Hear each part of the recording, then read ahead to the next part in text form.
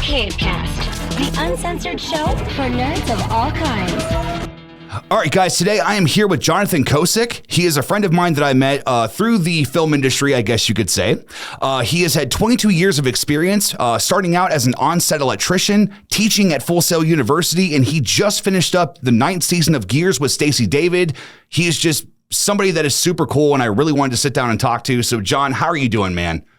I'm doing great. And, absolutely. Thanks for having me here.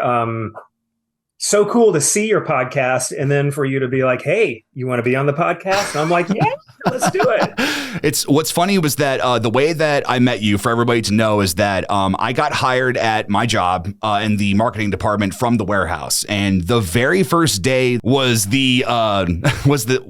I got to go with my boss, and he was like, yeah, we're going to go see this, film crew that we sponsor and everything, and like just be a sponge and soak it all up. And the only thing that I knew was that Stacey was a big name. I knew that my I think it was one of my family members at the time was like, oh my God, Trucks. I remember that show, dude. Yeah, he's super cool, like all that. And I didn't know, because like when you meet famous people, you don't know what they're going to be like. And I am here to say that Stacey is just one of the coolest dudes I've ever met. And you guys all made me feel welcome that day being the new guy. And I really, really appreciate it, man. So that was it was cool to see you guys work. And it was awesome just to see how everything went down. So it was quite an out of body experience, I guess you could say. So, yeah. It was, if I could, I'm going to share this with all of your viewers here. What was really fun, and I remember it like it was yesterday. We were coming up there. We were going to drive to a location and shoot some really cool footage, lots of sparks, lots of hot metal. Mm-hmm. I was super psyched about it. We had gotten off our flight. You guys picked us up, and Don, your boss, said, I'm going to take you guys somewhere really good to eat. Mm-hmm. And I was like, yeah, let's go. And we went to a place that had pierogies. Yes. And it was crazy because Stacey is a man of the people. He is he's out there. He's shaking hands. He loves hanging out with people. But I love it when like, especially when we work with you guys and Don takes us to a restaurant. I love it that Stacey, like, at one point looks at me almost like, I have no idea what a pierogi is. Right. I was like, oh, just wait. Yeah. It comes in so many flavors. And we pigged out. And then we all hopped in that minivan. Mm-hmm. And your boss, who is a favorite person of mine, drove about 800 miles per hour to the location. And I remember we were on these little tiny twisty, like Eastern Ohio, Western Pennsylvania-ish kind of like roads, just crazy. And I was just like, well, either pierogies are going to stay here or come out here. Yeah. They stayed down. It was good. It was all good. I think that, because honestly, like, I know that time of my life was not the best for me in a lot of different ways. And again, it's really awkward when you don't know people, because it's like, I'm just the guy that happens to do film at this point. Like, I've not really made a name for myself or anything. So I'm basically looking at the big dogs in these moments, and I'm like, okay, like, let's see how they do these things. And what I loved about that van ride was the fact that it was just, I can't remember what it was, but I think you quoted a movie and then I quoted it back at you. And then like we started going back and forth. And I think both Stacey and Don were like, oh God, there's two of them. So it was that moment of like that. You have no idea. Like, I mean, you and Mark both, like, you guys were just so, like, you made everybody in that van just made me feel so welcome. And it was just so great. So it was a very good kickoff into everything of what everything has turned into now. So it's just wild, man. Yeah. Yeah, man. I mean, and I say this to people all the time. My wife works in advertising. I work in television.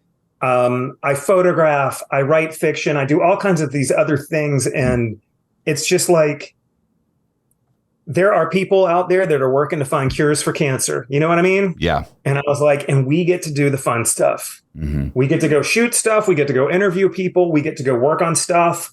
I work on my own cars. I work on my motorcycles, all that fun stuff. I learn new stuff every day. And it's just like, for an industry like we're in, I feel like every time we meet somebody new, there's someone that we should be able to hang with and just be able to like You have a beer after work with them. You can go to dinner with them. You can just shoot the bull about anything. Like we are not.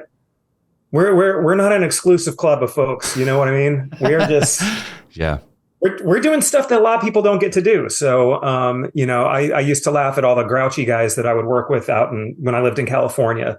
And I was like, I get it. I understand your knees hurt, your back hurts. Mm-hmm. You've been doing this a lot, but we're not tasked with curing cancer and stuff like that. We're out there just shooting videos. Well, it's interesting because, even with the different songs that Eric and I have reacted to on Riker Road, there have been some very heavy messages of like whether it's men's mental health or if like the most recent one that we did what was it, Rich? I always mess it up, but the Richmond north of Richmond, where it's like this, right. Yeah. So it's like talking about, the unfairness of, money and today in America and all those things. And like, there's a point that I kind of feel like a fraud because I can't relate to that. Like, I love what I do. I've been very fortunate to be able to make a decent living doing what I do with at work and combining that with what YouTube has allowed me to do. And it's like, I have to very much keep myself on a leash because I've found myself on certain days that, Eric will be like, well, what you doing? I'm like, I got to go to work on Monday. And I think his exact words were like, dude, screw you. You literally do what you love. And like, I've had to rip myself and I'm like, no, dude, this is pretty awesome. Like, I need to, get out of that mindset. And it's just, we're very fortunate being able to do these things and be able to have fun and then be able to pay our mortgage in that process, and it's like, that's just, it's so huge, man. Absolutely. Absolutely. And that's the thing. And here's the thing. You didn't like stumble into this accidentally and suddenly like blow up because you were on some viral video, with your butt on fire or some shit like that. Mm-hmm. There are plenty of people that stumble into YouTube fame just doing dumb stuff. Like what was great is that you guys through the multiple things that you guys do, you came in and you were like, this is what we want to try to do. And we're just going to work and work and work and work and work to do it. Mm-hmm. And, Eric's right. You get to go. And I have to remind myself too, I get to go in and actually like do stuff that people email us. And now sometimes they email us and they're just like, when are you going to get this project done? And I'm just like, I get it. Totally understand. But other times they're just like, I've been watching you since I was 7. My dad and I put together my grandfather's pickup truck. And, and we get hundreds of those monthly. And I'm just like, that's amazing. Yeah. Like I get to come to work and I get to at least read that stuff. And yeah, everybody has a crap day, crap week, crap month. Mm-hmm. Everybody's got personal stuff going on. That's one of the things I really liked about when you guys do your reaction videos, because I've watched several of them. Thank you. And which is great because a lot of it is artists I'm not familiar with, because I'm older. So you guys introduce me to new music all the time.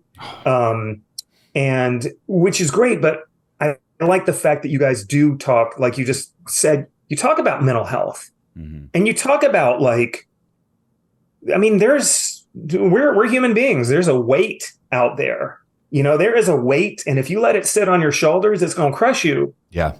But if you have people around you and if you surround yourself with good friends and laughter and just trying to see out of it, you can lift that stuff up and you can get it off your back. And it's not going to happen every day, Right. And I love that you guys pick artists that also talk about that as well, because it doesn't happen every day, I would love to see rainbows and unicorns every time I stepped out every morning and be like, springtime. Yeah, right. Yeah.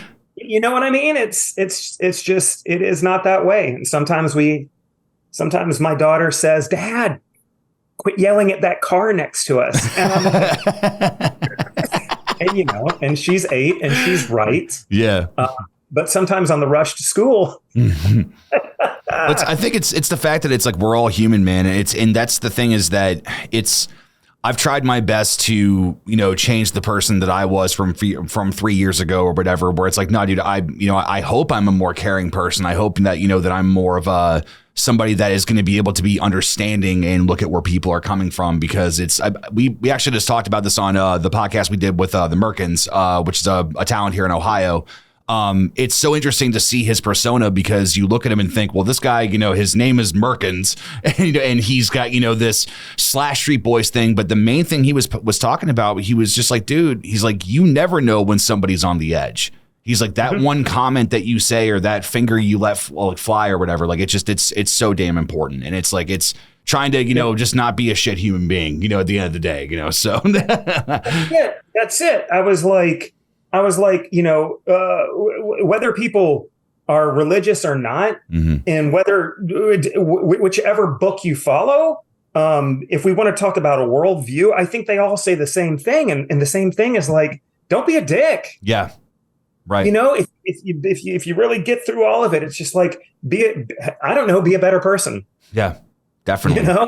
For sure. And like that is true. You never know who you're going to give the finger to in traffic. And you never know what they just went through. And you never know if you're going to get, a stern talking to or a horn beep or, your windshield's going to shatter in front of you. And you're going to go, what just happened? Yeah, for sure, man. No, man, it's good stuff. But what I am curious about is that at the nature of what you do is that you are a cameraman. And what I want to know, and this is something that it's become kind of a consistent thing here on the Cavecast, is that I want to know the origin. Like, dude, I've got to know what would take me through the first time that John picked up a camera. Like maybe you were 5 or like you were like a teenager. Like, how did you know that this is the craft that you wanted to move forward into? Yeah, it's when I was backstory, my folks got divorced when I was about 4 and a half. So I lived mainly with my mom through the school year. And then my twin brother and I would spend the summers with our dad. And we did like every other Christmas, every other Thanksgiving, that kind of stuff. And my mom moved around a lot. She was part of a church that some people might say it was a little cultish.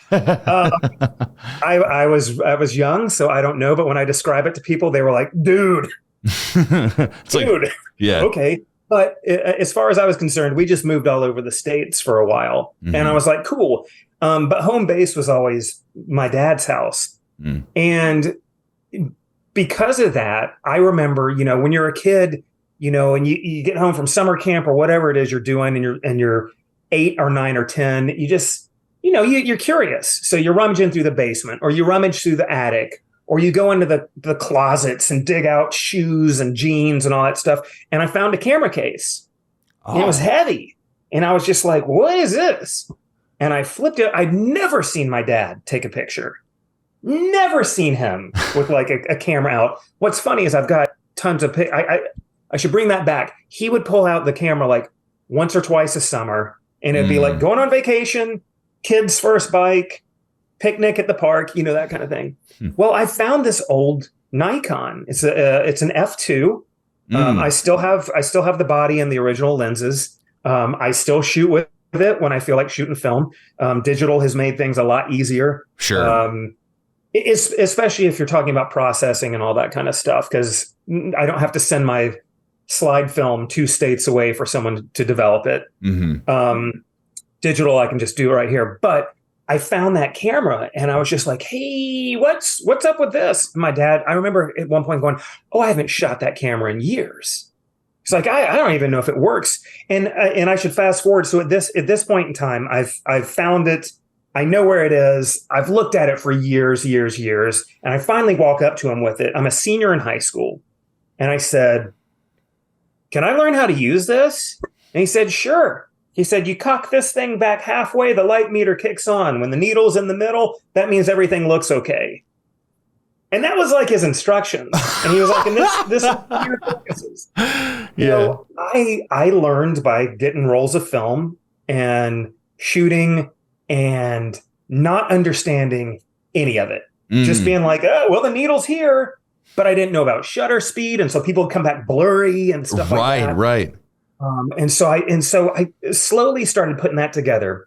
Well, lo and behold, my dad is just like, my twin brother and I used to watch this show, a very famous comedy show called In Living Color. Oh, God, yes. Yeah. We watched that. My dad would watch it with us on Sunday nights. We loved it. Absolutely loved it. So in high school, now this is the late 80s, early 90s. In high school, my twin brother and two of our friends got together and we started doing sketch comedy. But we had nowhere to do it. So we just did it in the living room. So one Christmas, my dad comes home with an RCA video camera. Oh, come on. Yes. It's about this big. It's got the little mounted microphone on it. It takes the full size tape. The only way to edit it is you have to go into a menu and it puts typeface over your footage, right? And so we came up with our little group. We called ourselves Aggressive Youth. And all we did was film short comedy stuff. And at the time, do you remember White Men Can't Jump? Oh, yes. Wesley Yeah. Snipes, Woody Harrelson, right? At the time, that movie was huge. And we watched it all the time. We made our own version of that, but it was called White Men Can't Jump, but They Can Hit Anything. And we did it using Nerf basketball goals. Oh, okay. So we would be like, out in the yard and we'd throw it and we had this huge ridge that went down and you get a shot of this ball sailing through. And then in the middle of some kudzu was like a Nerf basketball goal. And of course the ball would always go in. Of course. Yeah.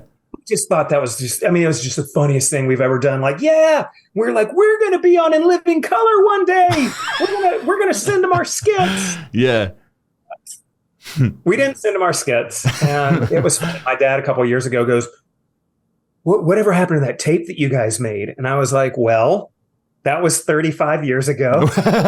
Yeah. I mean, couldn't you digitize that and put that on YouTube? I mean, I bet you guys would make tons of money. And I was just like, that's not really how it works, but I appreciate your yeah. I think it's honestly that's the perspective that anybody has, because there's this misconstrued, thought where like we have 100K on Riker Road, and it's like that's no slouch. I'm not going to say that it's like we have a plaque in here for a reason, but the thing is that it is not the lifestyle that people think that it is. It's like I still work a full-time job. It's like it is what it is. So it's like unless if you have the ability to hit it like like a Logan Paul or or a Julian Smith or these other people that just honed into a craft, whether I agree with what they do or not, it's like, no, like their followings are exponential. And so it's like, that's when you can see change, yeah. They nailed what they wanted to do or fell into it. Mm-hmm. The happy accident of finding it and working an audience. We're in a time, so I do camera work, but I also am a producer on the show. Mm-hmm. So I help produce, I help direct, I help lay out episodes, I help cut episodes, all that kind of stuff that we do for Gearz. There is a time, and it's rapidly approaching us, where, and you see it a lot with YouTube and stuff like that. Like, who produces your show? You guys, right? Yeah, you guys are the producers. You guys are the directors. You guys, if it's kind of like, I used to laugh when I still do sometimes, when someone would start their own business and they're a one-person show and they're like, yeah, I'm the CEO. And I was like, yep, of course you are. You're the only person in your business. Mm-hmm. Of course you are. Yeah. But on a business card, that looks pretty smooth. It does. But with a lot of creative content on the web, having necessarily a dedicated production team to shoot episodes, to edit episodes, to contact people to air episodes, you guys are the ones doing it. Mm-hmm. Your fans are the ones that are doing it. Your shares, your likes, your subscribes. Mm-hmm. Dude, that's the market. Yeah. We have, I think we're at about 340,000 YouTube subscriptions now for all of our back catalog of Gearz. Yeah. And I'm like, that's pretty awesome.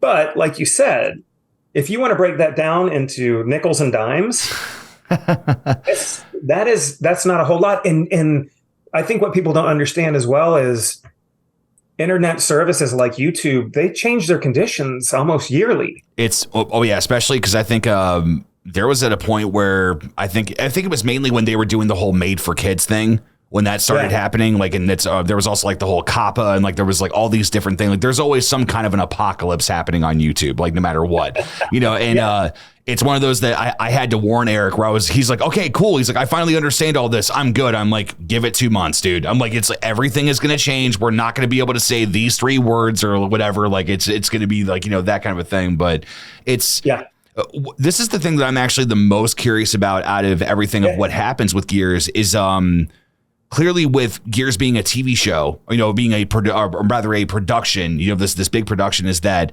how do you guys maintain what you do in 2023, especially after COVID? Because it's just, everything has changed. That like, I know that there was a time that I remember watching, like Fear on MTV and watching probably like Scarred 2 or watching Supernatural on WB. Like it's everything is streamed now. And I think I got a bit of a window into some of the things, like when Stacey and I were talking the one time I was with everybody, and he was asking about YouTube and with like some different stuff that was going on, but I didn't get a real deep dive. But I'm curious, like, how have you guys stayed afloat through everything, through COVID, and then branching out and then having to do maybe more of the streaming thing? Like, take me through that. Yeah. So, and that's a great question. I mean, everybody. I don't think there's anybody on the planet that, in some way, shape, or form, was not affected by COVID. Right. It was a huge shutdown.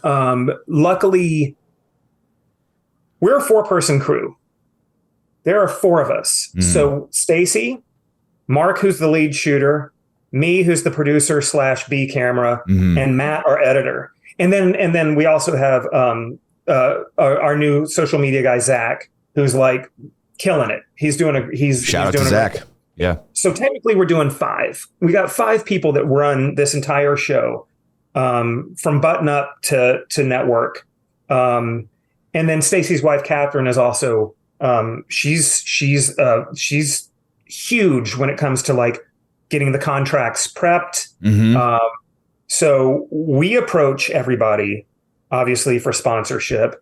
Those kids, my neighbors, they just came and rung the doorbell again.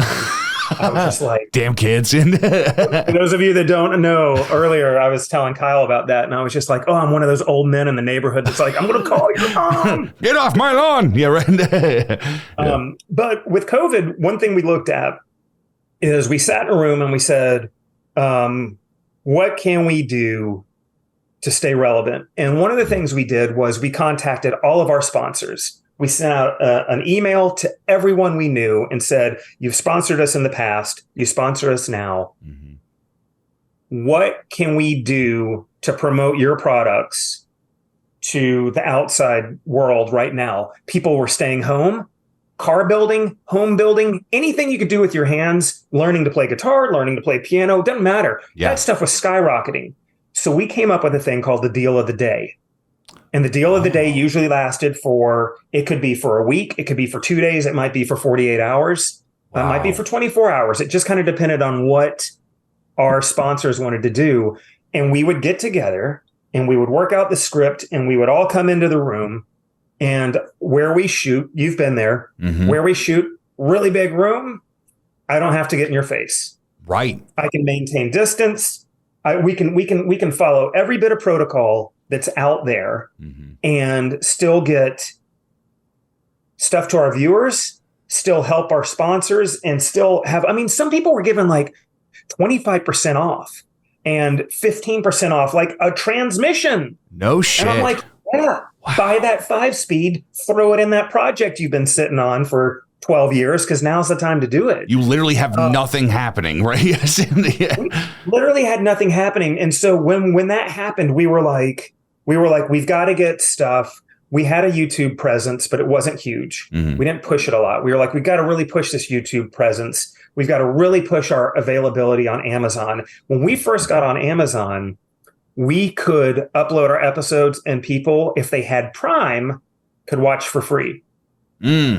Amazon about a year and a half later, and I think some of that might have been Amazon working through COVID as well. About a year and a half later, Amazon was like, the cheapest you can do is, it was either 99 cents an episode or $1.99. Oh, they were like, you're not allowed to list it for any cheaper. So we said, okay, cool, we'll put a price point on it, but then let's also make sure that people know that set your DVR. We're still on Motor Trend. We're still on Mav. And we were like, let's start generating special content, short form videos, and just send them to Facebook, send them to Instagram, do our stories, do our reels, and then finally started incorporating some of that stuff into short form stuff for YouTube as well as TikTok. Right. And we were like, just let's get our face out there so that people know we're still here. We're still thinking about our audience, and we want you guys to be doing stuff and being active. And we're just doing our best to encourage you to do that. Wow. Dude, that's insane, because I know that the perspective I had through COVID was I just played Doom Eternal and tried to start a podcast. So like, it's like if there was an achievement, I did it. If there was a secret, I found it. Like it was just like, and after that, it was like, what now? But no, that's dude, it's awesome, because I mean, your team is driven. Like there's no other way to say it. I think that's something that it can be seen, is that just there's a lot of people that I think that if they were any lesser, or like, with like being able to handle that mentally, is that they probably would have been like, oh, let's just take a break. Everybody else has stopped. It's like, no, like you guys drove harder, and that is so impressive. And it's because it hit me like probably like, it was some amount of time after we were finally back in the office. And I had this moment of when Don came in, he was like, okay, like let's work on this. Let's do this. It's like, we're going to be doing this with Stacy and everybody. And it hit me. I was like, oh my God, that's right. We sponsor them. They're okay. Thank God. Like, it's like, it never hit me, because I was living in like my own bubble. And then to come out of that, and then it was just like, man, like you guys are still doing this. And that to me is what makes your show so special. Like, I don't watch the show religiously, but when I have like been involved, or if I've seen like what new thing is going on, is that the production value is better than when I first started working, and then start like seeing what you guys were doing. It's just as entertaining. It is like, I don't know how much of that is Stacy ad-libbing, or if that's just, if it's written in the script or whatever. Either way, it's magic. It's just like, you guys have this very normal functionality to what you do. And I think it just makes sense as to why you guys made it as far as you did, and why you're still doing it, man. It's so wild. Like you guys, you all have your podcast where the feel is that you guys are hanging out. Mm-hmm. But you're talking about stuff with substance, and that comes across. And I think what we are, for the most part, 90% of the time, we are three people in a garage with a project. Mm-hmm. We don't have stunt wrenches. So we don't have someone that comes in and puts the transmission on at night when we've all gone home. Right. We bolt that sucker up. We get the clutch put together. I do painting sometimes. Stacy does painting sometimes. Sometimes he lets me weld on stuff. Sometimes he does the welding. Mm-hmm. I clean up and prep vehicles so that we can get stuff moving forward. We are three guys that sit in a garage and have to manage our time enough to shoot a show. Yeah. And to ideally get some stuff over. And people are like, well, here's my gripe. It's sponsored television. It's sponsored. We use materials that people donate. We also are paid to mention materials. Right. We also are paid to do certain segments that focus on materials. That's the way sponsorship works. Right. Whether you're an NBA star and you're wearing Nikes, or whether you're fixing a car and you're saying, American Powertrain has this brand new 6-speed transmission that'll blow your mind. And people are like, that sounds like a commercial. And it's like, sure, part of it, but we're putting that 6-speed transmission into a cool car, and that thing's going to rip. Yes. And it's going to be a car that you don't think is going to have 600 horse in it, but it's gonna, and so I think we're lucky in that, in that aspect of, we know we have a job to do, but we dig what we're doing. Mm-hmm. So it makes it better. And I have worked on shows before where it was from day one to, when do we get the last effing shot? Can we just get out of here? This has been pure hell. Oh, God. And you've had days like that. Sure. Whether it be at work, whether it be in your personal life, whether it be hopefully you guys don't ever have a podcast guest It's like rambling on and rambling. But, sometimes you get those things where you're just like, some jobs are harder than others. And I feel very fortunate that I was able to come into this and 9 seasons later be producing it. And, and here's the thing, it went from a freelance gig for me to now a full-time gig, which is a very, very good thing to have when you're doing television. And you're not like, I have friends that started off as electricians with me in California, and they're union electricians, and they get benefits and they get a really great day rate and all that stuff. But they're also, because of the strikes right now, they're not working either. Right. Because they're union.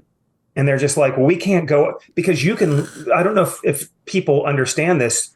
You can't necessarily it doesn't mean that people, sure, of course they freelance and make money, but you can't just go run and do some music video shoot in a back alley somewhere and not expect repercussions if you come back onto your normal show. Because if someone finds out up in the higher echelon, the way it works, I mean, you can get penalized for stuff like that. Right. So a lot of my friends that enjoy their careers and their benefits are just like, we're here waiting it out.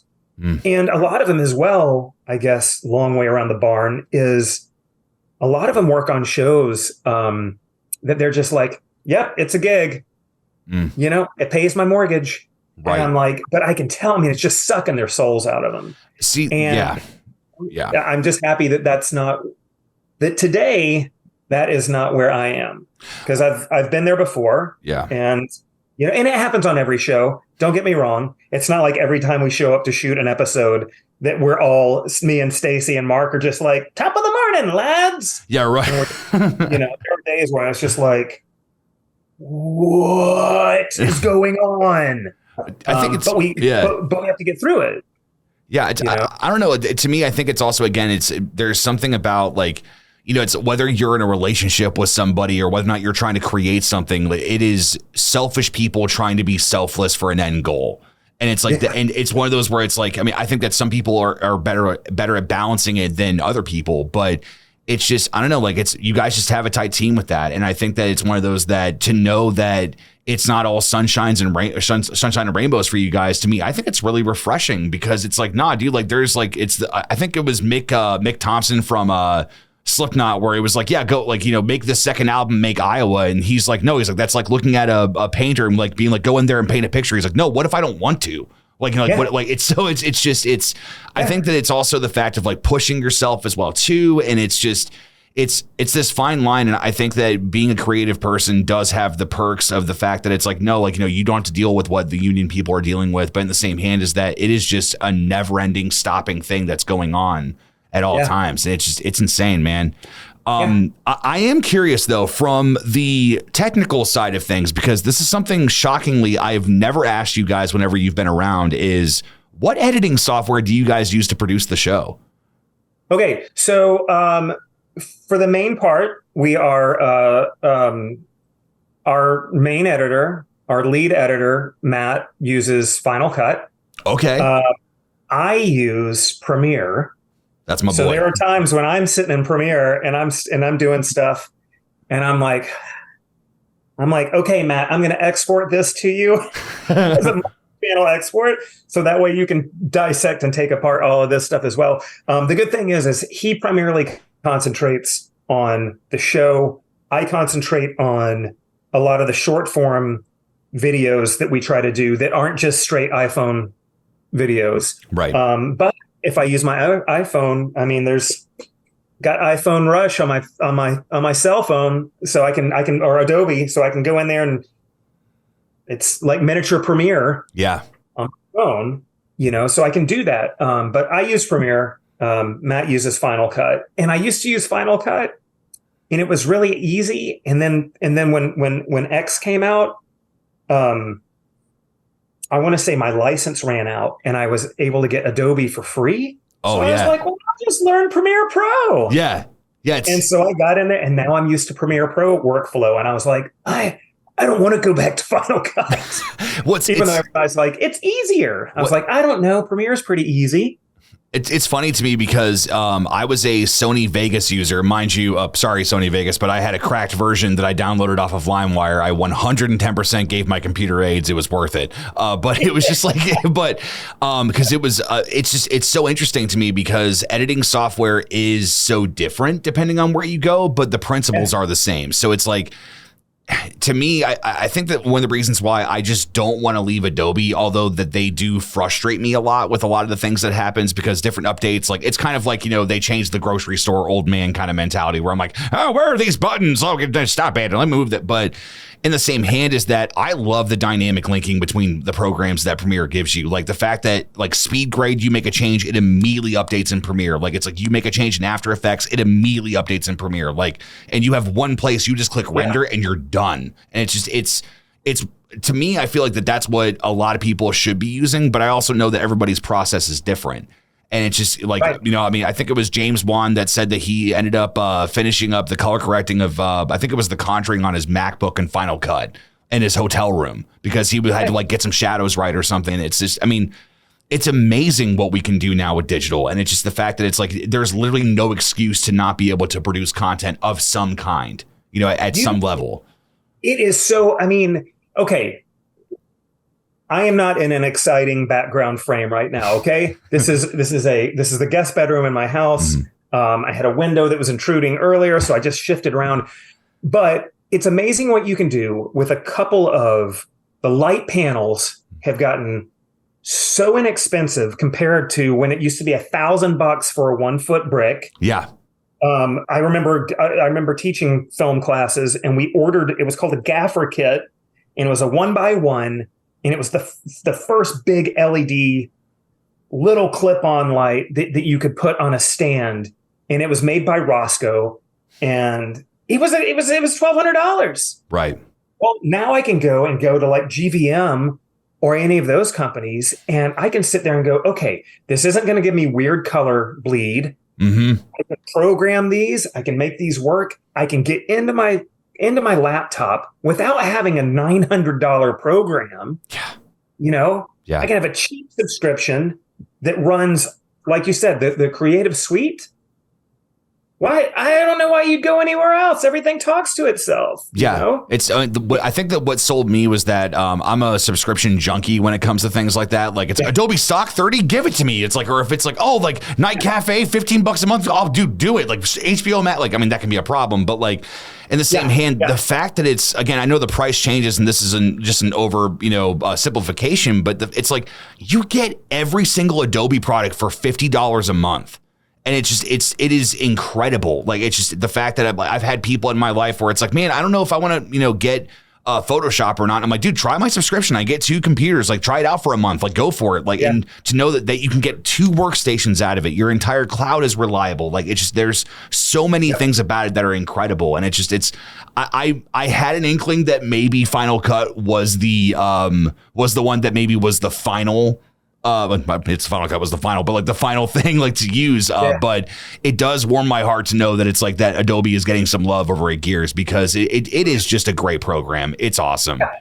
I love it. And that's why I carry it with me. That's why I carry my laptop with me, my hard drives every time I go somewhere, because I can cut stuff at night in the hotel room and I can throw out teasers and I can have all the effects that I want to on them. I can color grade. I can do whatever I want to if I have the time to do it. Yeah. But I can at least put something out where, there's nothing that chaps me more than if I get on YouTube or someone's reel or someone's story or any of the social media platforms and the music bed or the audio is just so peaking and it's destroying your speakers. And I'm like, Did you not pay attention to your EQ and your timeline? Yes, come on. Yeah. Come on. And they're just like, but it sounds good through my headphones. And I'm like, it sounds like dog shit. Yeah. All right, Brad, it sounds amazing. You're right. Yeah. Like no one's focusing on your content because you mixed your song twice as hot as your dialogue. Yeah. And I'm like, don't do that. Yeah. Fade up, fade out. Sure. Absolutely. Bring up the music bed. Push it back down. Sure. Absolutely. You got to do that. But it's like going to a movie where like, and this happens in what was it? Was it? I think it was Dunkirk, Mm, where and I know that they were really trying to put you in there, like you are in this battle and bullets are whizzing by you. sure. But good Lord, as someone who was a musician for 20 some odd years as well, and as a bass player sitting next to my drummer and hearing an 18-inch crash in this ear and a high-pitched snare in this ear, I was just like, you would think I'd be half deaf. But what happens is I get into a mix that's loud and it starts giving me a headache. Yeah. Like different frequencies will cut. And I'm just like, holy shit.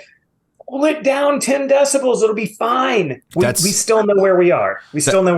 I think that's one of the things, because I mean, again, I know this much of when it comes to music production, but like just when I started to understand what the parametric EQ meant, of like, you know, pulling your lows and pulling your mids and your highs or whatever, like putting your guitar tracks, you know, completely in the mid and trying different stuff. Like, I don't even know if that's the right way to do it, but I go back and watch old videos that I've made and I'm like, oh my God, this sound is awful. And I think that it's the fact that there's just some people that are good with surface level.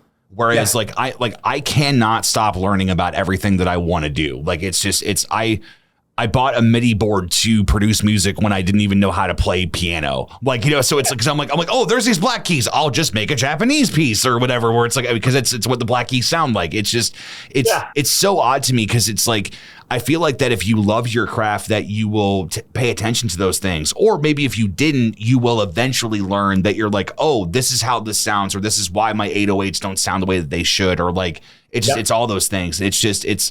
I got to say, sound is definitely the main thing that Eric and I focused on, because we knew that, look, even if we look like shit, at least we sound good. And it's because that's the one thing that Film Riot pounded into my head from the years of watching them on YouTube, because they were my film school, and they're like, look, make sure your sound is priority. Like, you can get away with saying your visual is artistic, you know? So, but yeah, it's insane. Yeah. And that's so true. And like, you got a hot highlight coming through a window. Mm-hmm. Nobody gives a shit if they can hear the person say, the devil is under the bed.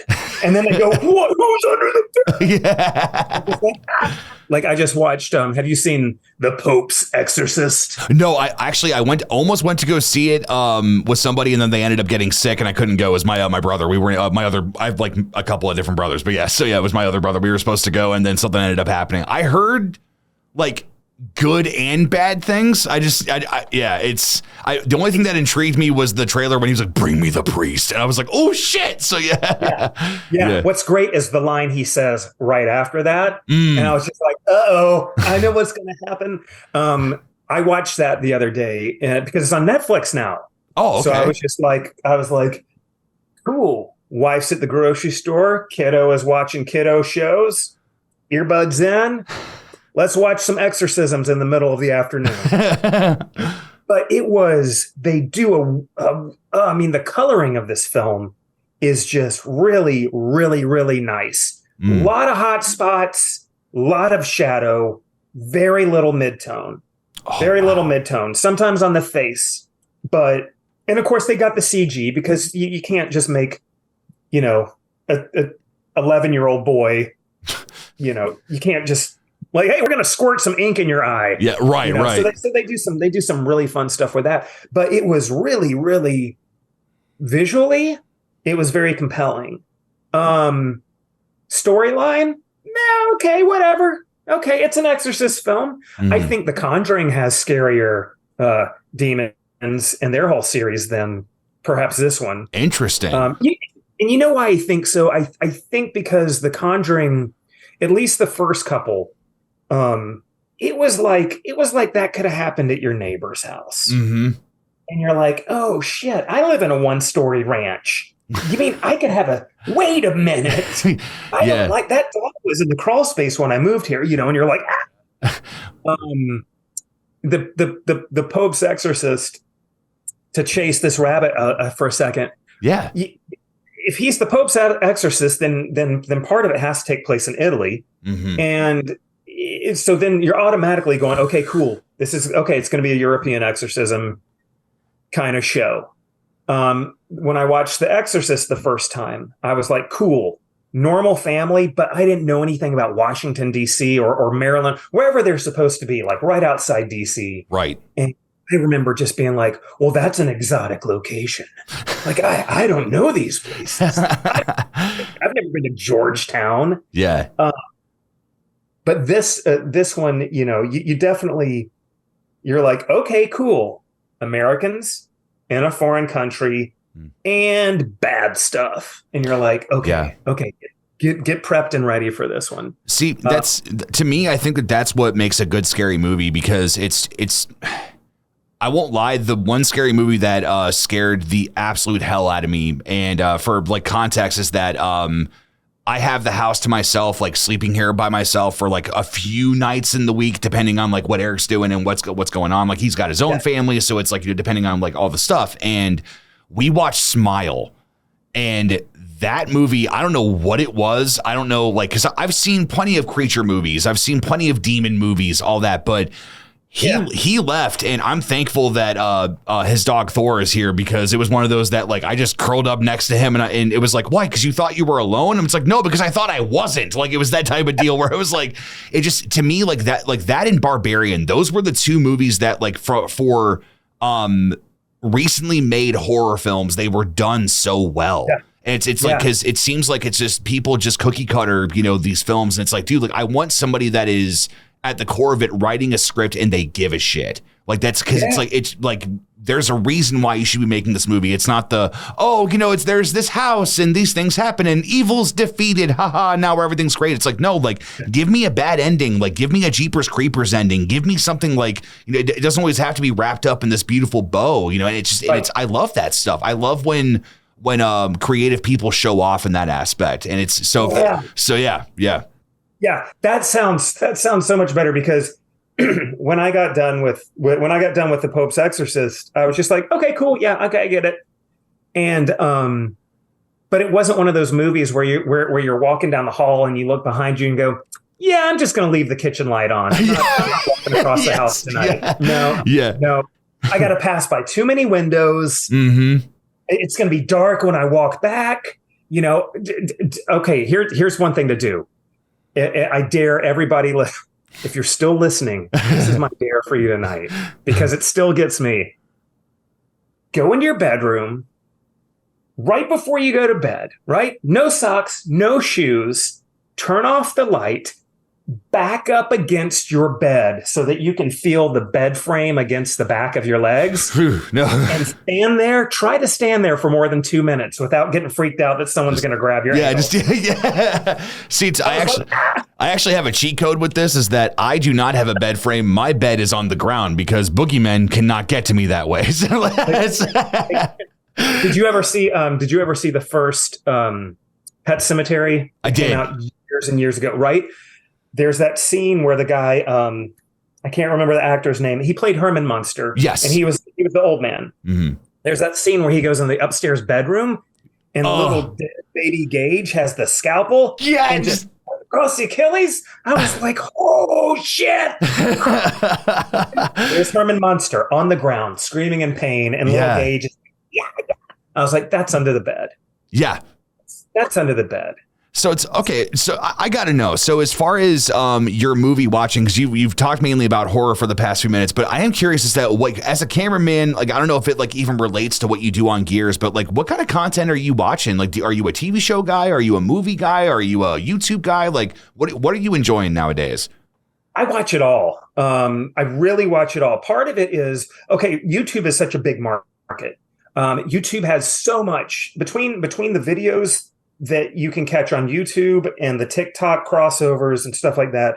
I'm sure you've seen it. There are a lot of maker channels as well that have like projects. Like this is, I made this crazy folding chair. I made this. I like watching those to see that they have a very distinct style in their how-to videos to turn a 4-day project into 2.5 minutes. Yeah.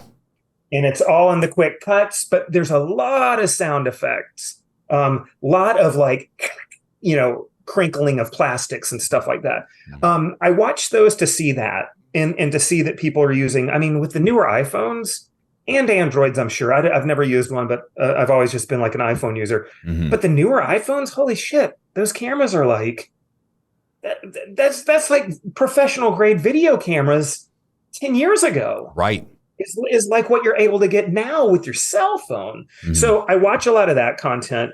If I want to see something that's just amazing, I tend to go towards features that are highly dramatic. Mm. I am just a bitch for shadows. I love dark photography. I love dark movies. I love seeing light come in and cascade across a room. Yeah. On the flip side, I will watch a comedy sun up to sundown if the writing is good. Yeah. If it's good writing and funny jokes and good characters and nice arcs and some feel good moments and some wet eye moments, I'm like, you got me, you nailed me. Yeah. But I'm going to watch something like Oppenheimer for the lighting more than I'm going to go to the movie theater and go, oh, cool. I'm going to go watch. I took my daughter to go see Elemental. Oh, wow. Yeah. Right. And very neat way of redoing, like, Look Who's Coming to Dinner. Which was super old, classic comedy. Then in the 90s or the early 2000s, they did it again with Bernie Mac. Yeah. And I think Ashton Kutcher, yeah. Ashton. We'll just call him Ashton. But it was kind of that play. Two different elements. They're not supposed to be compatible. By God, we're going to see where this movie goes. And that was really cute and fun. And my daughter enjoyed it a lot. So I love hearing her laugh. It's silly jokes. And they had enough adult jokes in there as well that I was like, yeah, right. But I really like watching nice dramatic pieces. And a lot of action movies and series now. I mean, Walking Dead. Yeah. The photography on that series was amazing. It was wonderful, especially because they were outside so much. And even when they were shooting on, like, yes, you can fake some of that stuff, but a lot of that stuff wasn't faked because I had friends that were working on it. And they were like, oh, no, we were out on this interstate. No shit. We were back behind this film school in Atlanta, shooting behind all this stuff. And I'm like, there was a lot that went into rigging for that, but there was a lot that they were just like, the cameras will handle it. Let's make sure the faces are lit. And let's not worry if the highlights are a little bit too bright in the forest behind them. Right. Because nobody cares. Because what we did is we got the people in the action lit, and the action is so good that you're just like, and you're watching what the frame is doing, And for our show, I can pull in some elements of that where I'm just like, okay, this is gonna be a smash cut into this. This is gonna lead into this. Let's start you here, open the door, come around, camera's going to be here. Now, we're not doing a big, huge, crazy move and going in through the cab, although I'm looking into that with some of our stuff. Oh, no way. Okay. Because, sometimes you can only install so many bolts or seats or fuel injection systems before you're just like, we got to come out with an interesting way to show this. Right. And so we use mini cameras. We use regular cameras. We use cell phones some of the time. Anything to kind of give us a little bit more life in it. And a lot of that comes from everything that I watch every day. I mean, the lucky part of my job and part of your job too is being able to watch other stuff and seeing what other people are doing with cameras and lighting rigs and all that stuff. And you're like, yeah, this is cool.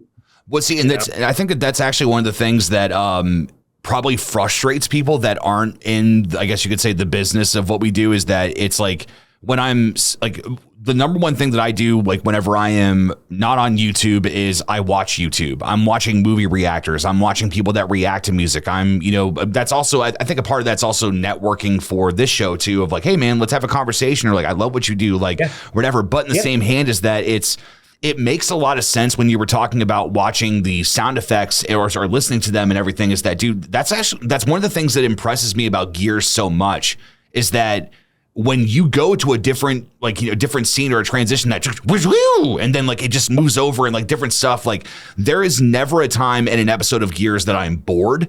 There's never a time that I'm watching it that I'm unsure of where I'm at. Like, and especially when you guys did like Gearz on the Road too, where it's like you guys are just like, I'm assuming skeleton crew just going out doing this thing. Like, it's really incredible the pacing you guys have, and I think that it's from what both of us do is that the joke of watching all this content where it's like couch time when you're sitting there looking up at the ceiling and just thinking, and your wife comes in and goes, "What are you doing?" And you're like, "I'm working." So and it's because it's true though, because I think that whereas some people strength train and some people like hone their craft, it's like we have this almost intangible thing that like it's just beyond reasoning, where it's like it's just this thing that we try to like take that idea and then make it a reality. And it's such an interesting concept. It's so interesting, Yeah. It is. But and kind of like you said, like going back and studying it, so many videos that I watch, that Zach, our social media guy, watches. We talk about like, hey, what's Cletus McFarland doing this week? What are these different guys that have different automotive social channels that aren't network, but they've got 1 million followers. Right. And they're doing this or that or that. I'm like, what are they working on? Because some of these guys are within 100 miles of us. So we shoot them text, we DM them. We're just like, hey, I don't know if you guys knew, but we're up here and doing this. Oh, yeah. We know Stacy and da-da-da. It's just like, we'd love to try to get together and work it out. And a lot of times it's just like, we just got to find the time to do it. And right now that we've actually wrapped a season, the next 2 months before we go out to Las Vegas for SEMA and start chasing other sponsors again, the next 2 months is when we get a lot of those connections to happen. Because I can sit there and go, all right, Stacy, we're gonna hop in the car, we're gonna drive 30 miles down, and we're gonna go hang out, and we're gonna do an interview, and we are gonna swap podcasts, and you're going to also be on Vice Grip Garage. And it's like, and everybody knows each other or knows each other professionally. Yeah. But you got to make the contacts, and you don't make the contacts if you don't sit there and watch the channels and know who's doing what and what's relevant. Yeah. I mean, you don't show up to LS Fest with your old, not that there's anything wrong with my straight six and my BMW. But for those of you that know, when you're a TV producer, you get to buy a 2003 used BMW with almost 200,000 miles on it. That's how I roll. It's got a manual transmission. What else is there in life? 5-speed station wagon? I can fix it. But I'm not going to show up to that in LS Fest unless I've LS swapped it. It's important, though, to know who are the top 10 or 15 drivers that might be there, who's coming in from their other respective TV shows. Holly is huge. They own everybody. Yeah. And there are a lot of people there. It's networking. And anybody, let's just say anybody watching this, if that's what you're trying to do, that's what you have to network. I have almost crippling social anxiety. I hate it. I hate cold calling on people to be sponsors. I hate meeting people for the first time. That's why I sit there with a camera. Because if I have a camera with me, I can walk up and go, hey, do you mind if I shoot this for you? I'm a producer. I give them a business card. I shoot for Stacy Gearz. I also, if they're interested in photography, I go, here's to my personal website, that kind of junk, right?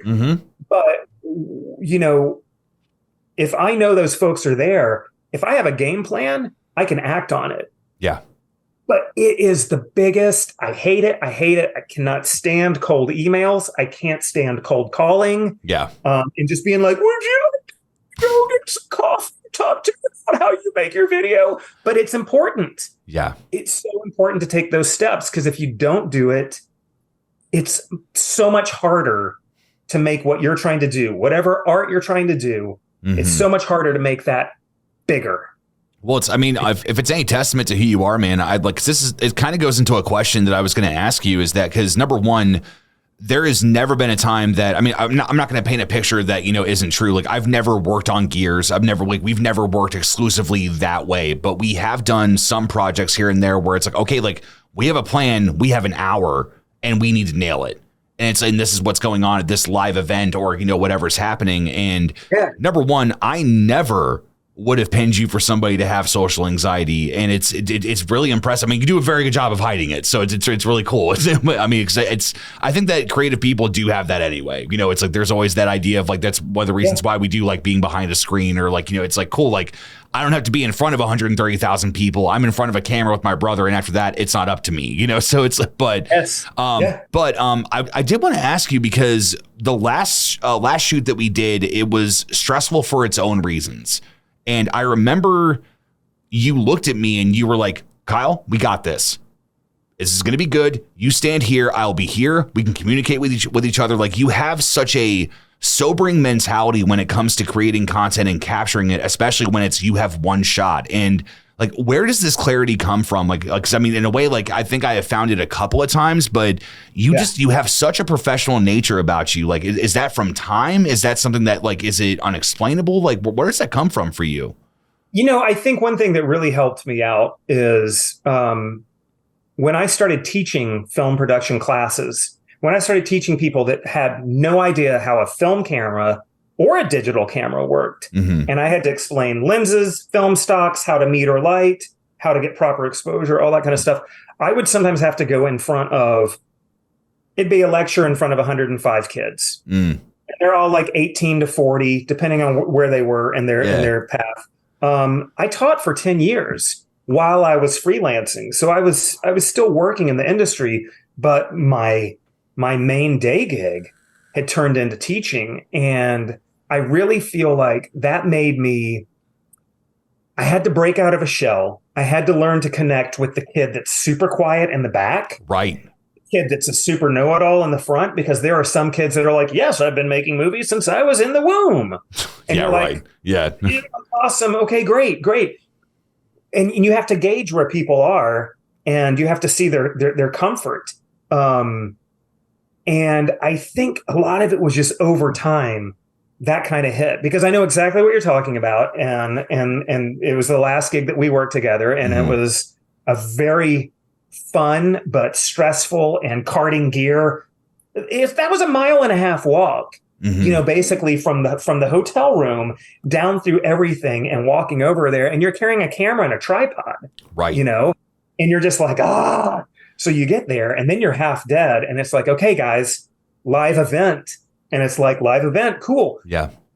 Make sure your camera's running. Make sure your focus is good. And we walked through what we wanted to do. And we said, okay, here are the limitations of what we're doing. Mm-hmm. But here are the possibilities. And so let's lean toward the possibilities. And if we already know our limitations, we know what we can't get. Right. So we don't have to worry about that anymore. Like that's, I can't waste. I don't want to waste my energy worrying about that. I don't want you to waste your energy worrying about that. I want you to think about, we have the next 1.5 hours to go. So let's make this 1.5 hours really fun, because the only thing we got to do is not drop the camera. See, and I think that's what was so interesting, because that was an event that, I mean, we've done it before, but it was an event where my camera was the live camera that's up on the big screens. And it was and my thing always is like, well, don't get an itch, or don't do this or don't do that. But I think what's interesting is, I don't know if you get this way too, and I'm sure that with you being a musician as well, is that it's like there's this moment that when you get on stage that it's just, you are just out of your mind. Like, it's like nothing else exists, and it's just, you're just like, oh, like it's perfect. Like you kind of like rocket back after the applause, and you're like, what, did we just do that? That just happened, and I think that's honestly what happened that night. It was so cool. I mean, it's always a pleasure to work with you guys, but it's like that night in particular was just like, man, like we did something, and that was really wild. It was just, it was a very scary experience, but in the same hand, it's one of those that I was so happy that I had it, because it's made me more prepared, I think, for, what's coming down the road, and it's just awesome.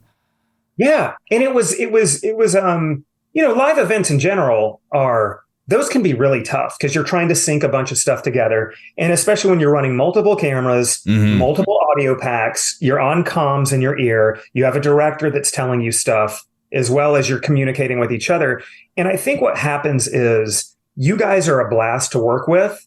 And immediately you put on the headset, and immediately you do your customary check, good check. And then everybody just starts cracking jokes after that. Yes. I mean, if you can crack jokes and you can get some really good response from your crew, and it's not just the old person being like, "You guys shut the hell up." Don, who was directing the evening, was cracking with us and was talking, "Oh, guys, this is going to be really cool. Oh man, great looking shot. Oh yeah, that's wonderful." It's that. It's that. I was on comms one time. It was during, it was when the Super Bowl was in Jacksonville, or mid 2000s, maybe 2012-ish, somewhere around that, 2011. Anyway, and I was operating, and I'm sitting at one of those tripod cameras that is a big pedestal camera. So it's got these almost like these huge pullback motorcycle handlebars, and you've got your zoom and your focus and all that kind of stuff. But it's one of those big old broadcast cameras, so big bazooka camera. So you're looking at a monitor that's up here, and you're operating like this. So your neck is killing you, and for the whole hour, and you're on comms. And I remember the best part about it, and I was shooting for like ESPN Europe. Okay. Oh my God. It doesn't get much more not network than ESPN Europe. It was like the commissioner of the NFL was giving a speech. So it wasn't even like cool. It wasn't even like we had a wide receiver and they're going, "Yeah, we plan to really kick ass tomorrow." Yeah, right. Yeah. He was talking about NFL Europe. And at one point, and I'm watching my screen and I'm watching my little monitor and I'm sitting here and I just relaxed. And then I hear in my earphone, camera. And I'm like, oh no. And so I just started drifting. Oh God, yeah. Yeah, you start thinking about like next week, or it's like, oh, I wonder if they're going to show up. But it's like, right? It's like, yeah. Oh, I wonder how long it's going to take us to wrap out, and then we got to drive back to Orlando. Yeah. I got to pick up my car and drive home. I don't know. Should I get Taco Bell for dinner? I'm not sure. The chalupas. And totally blew the shot. Yeah. And I was just like, but luckily, it was NFL Europe. Who's watching that? Right. Nobody. They've got a switcher there. They've got a 30-second time delay. Sure. They switched to camera 2, I hope. Right. And came back to me whipping that camera back down. I was like, oh, because I was in from the back of the room. So that's anytime you breathe, like the camera shakes. So I was like, it impresses me because I mean, again, it's I've not been able to speak to Mark much, like we haven't connected much on social media, but just seeing what he has done and like the things that you've talked about, like that you've been a part of, like it's crazy when you can have those vulnerable stories at big important events like that, or like being the focus puller for the guy that has to get it right on Bruce Willis and you completely mess it up, and it's because I think that it's the fact that at the end of the day, humans are running these things. So it's no matter what, it's like, because I think it was, I quote RDJ all the time, but like from Joe Rogan, but when he was talking about like making Marvel films and everything, where he was just like, dude, he's like, it's a miracle when you get a shot right, where it's like the lighting is perfect. They got their blocking correct. It's like you pulled focus at the exact right time. And it's like you added that shake that they didn't want to do in post because they wanted it in camera. Like it's all that like that. Yeah. That to me is, I think that's also the thrill of kind of like of doing things, because I mean, there is a lot of, like, I guess you could say smoke and mirrors that you can do in After Effects to, simulate some things, but it's just, having that excitement of getting that stuff in camera. It's just beautiful. It's just awesome. Yep. Yeah. Yep. And it's like, and I've sometimes as a grip, if I'm working with a dolly and I'm pushing the camera team around on the dolly, I did have to do a music video where they wanted an actual camera shake. And the DP looks at me and he says, "Here's what I want you to do. She's going to do this backflip." Well, she did 3 somersaults and then a backflip is what she did. And he said, I should have listened better. He said, when she does that backflip, she's going to go flying off of screen. And I want you to, bam, hit the arm of the dolly so the camera does the shake like she hit the side of the TV screen, right? Okay, yeah. I thought he wanted to have a hit action every time she hit the mat, like she was hulking out. Oh my God. So I'm watching this monitor and he's up there operating and we're rolling film. This is not a video shoot. So every little frame counts and I go, boom, boom, boom, boom. He looks over at me and stops the camera. And he's like, What's that? You said you wanted to, like, she was destroying the set. Is she? No, when she flies off screen. And I was like, oh. Let's do it again. Yeah, roll again. Yeah. And I was just like the guy, like, I thought it looked good. Yeah, it's like from what I was going for, it worked. Yes. Yes. Someone go ask the actual director. The director probably loved it. But yeah. When you nail it, but that's the same thing. Like you mentioned playing music earlier, and I used to the worst nervousness I've ever had is waiting for that first note. And it's the first song. It's the first note. And I'm just sitting there, and especially like is a bass player trying to root down, and even if it's just like we start in C, and all you got to do is give me a good sustain, just a boom. Mm-hmm. And if you want to bar chord it, you can bar chord it, or if you just want to single note it, whatever. You're the bass player, do it. And I'd be like, oh. And then leading up to that note, I'm like, do we start in C or do we start in G? Dude, every time, dude. Yeah. Like, am I here? Am I here? Am I here? Am I here? And I'm like, let's just bar chord the entire thing. Yes. I'm going to hit all four strings and then next slide. No. Yeah, they're going to get a big floor shaker tonight. They had no idea. Yes. So man, I only got a couple more questions for you, but the one is pertaining to you mainly is that what are some goals that you have, like when it comes to your creative art, and whenever it comes, like maybe it is something to do with camera work, or if it's just being creative, is that with what you can tell us, is that, you know, like what are some goals that you have for yourself for the future? So you know, as anybody that's creative is bound to do at some point, you hit your slumps, you hit your dry spells, you hit your really creative spells. And right now I'm in a really good creative space. Two things that I do that are not related to TV. One is it's kind of related, but it's still photography. Yes. And it's not weddings. It's not senior portraits. It's not that. Those people make money. Those people make a lot of money doing that. And I tell my wife all the time, I wish I liked doing that stuff. I like taking pictures of dumpsters with a bunch of shit falling out of them and being like, that's amazing. And look how the backlight is coming in.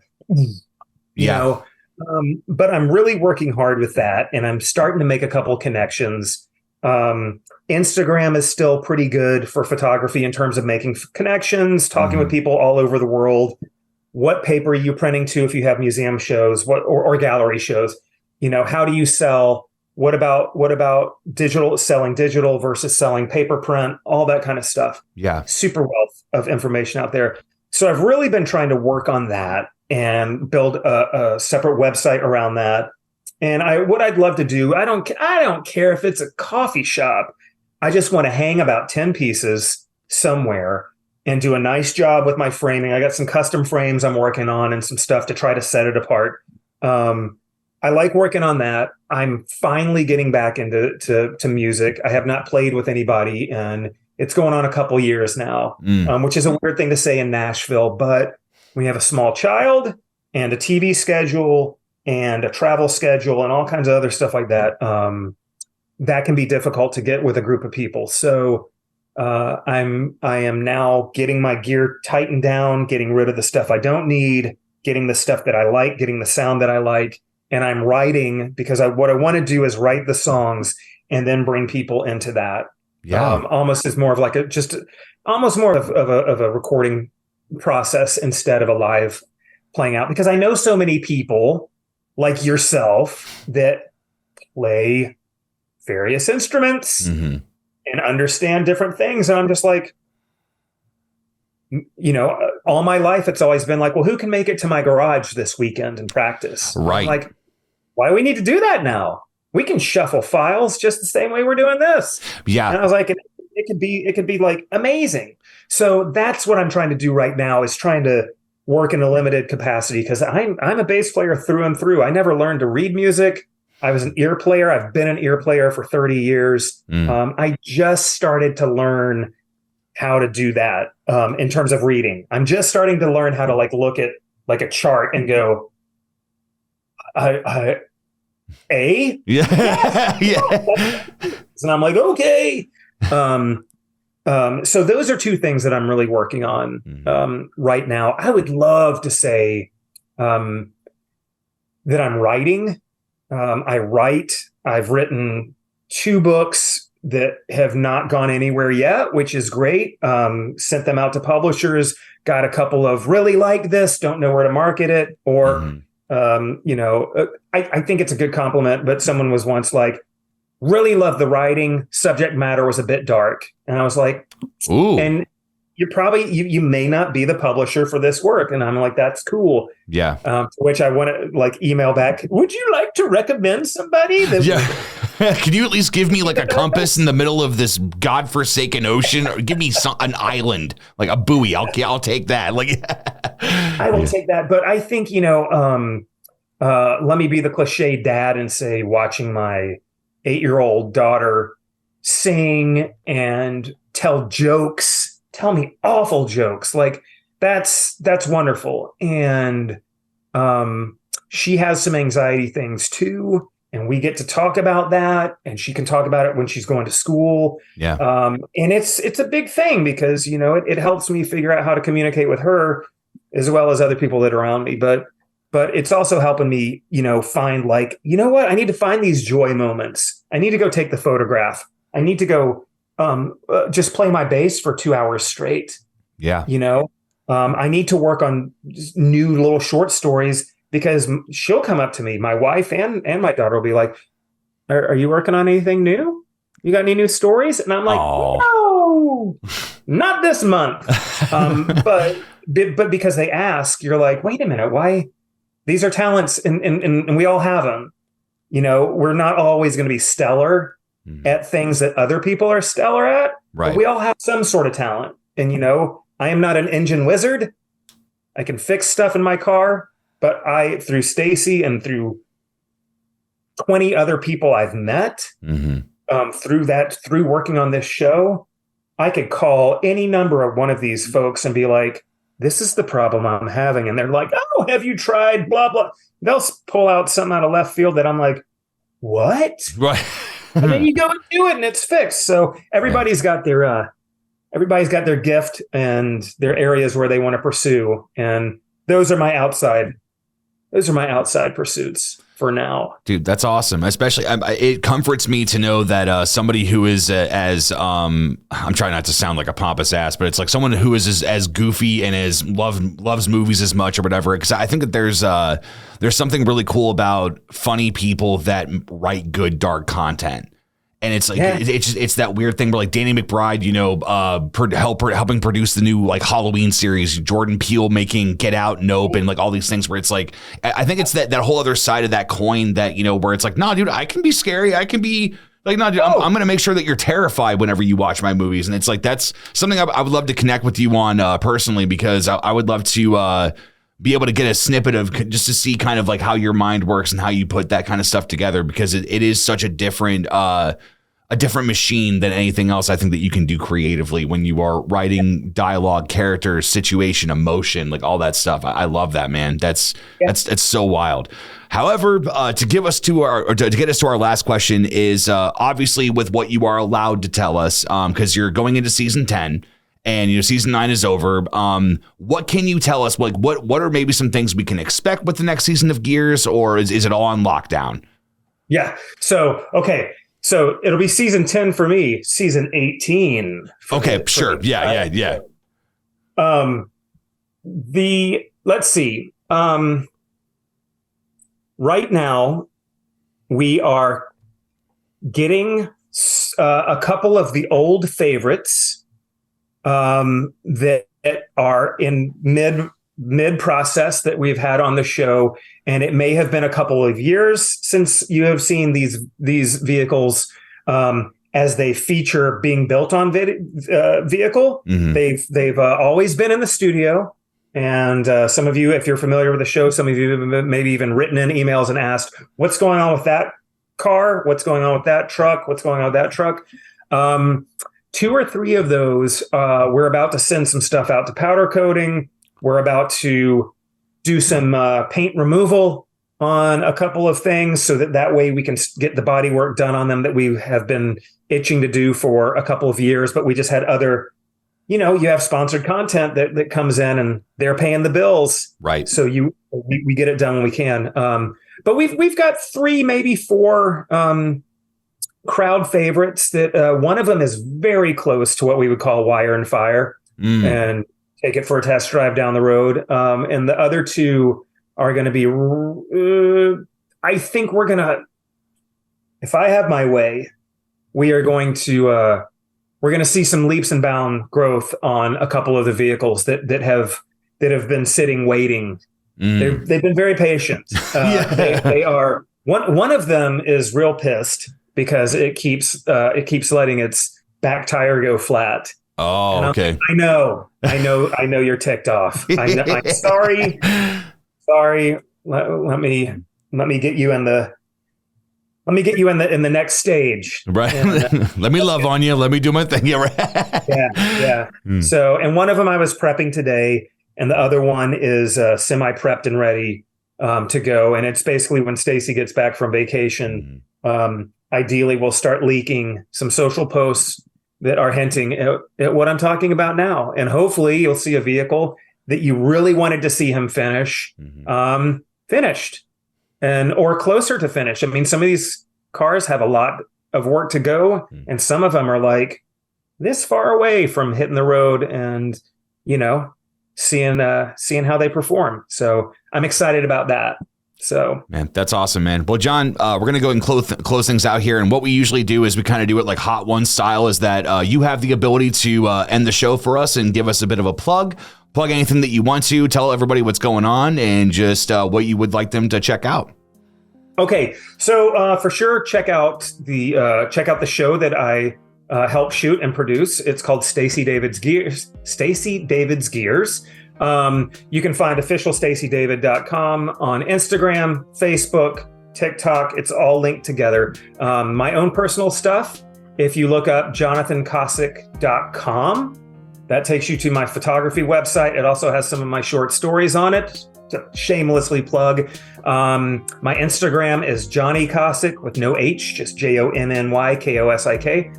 And that's Instagram and Facebook. Usually those are feeds of stuff that I'm just shooting daily. I try to post something 5 or 6 days a week to get that piece of art out there. But I don't know. Come check them out. If you like them, give it a like. If you don't like them, give it a don't like. It's all right. And keep listening to this podcast because it's a lot of fun to just sit down and shoot the bull for a while. Yeah. Dude, John, thank you so much for your time. I really appreciate it, man. So as always, guys, if you've made it this far, we thank you so much. Subscribe and like and comment. That way we can help beat the algorithm into submission and we can do what we want. And we will see you guys in the next one. Thanks, guys.